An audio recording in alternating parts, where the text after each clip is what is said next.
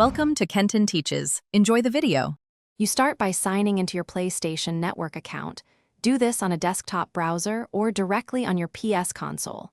Once signed in, make sure you have access to the email, phone number, or authenticator app that receives codes, and locate any backup codes before proceeding. Next, navigate to Account Management, then Security, then Two-Step Verification.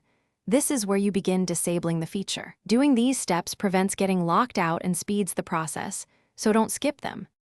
Once you're at two-step verification, you'll be asked to verify your identity. Enter your account password first, then request a code to the method on file. When the code arrives, input it to prove control of the linked device or number. After verification, choose to remove the authenticator app and slash or phone number one at a time. Confirm each removal when prompted.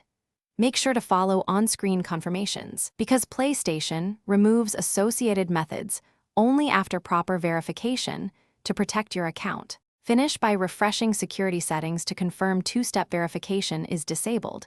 You should see a clear change in status. Next, sign out unused sessions, update saved sign-in methods, and store any new backup codes in a safe place. If something goes wrong, for example, you can't receive codes or you remove the only authenticator by mistake, use the account recovery flow and prepare proof of account ownership or contact PlayStation support. This troubleshooting step gets you back in without losing the account. Thanks for watching. Please subscribe if this video was helpful.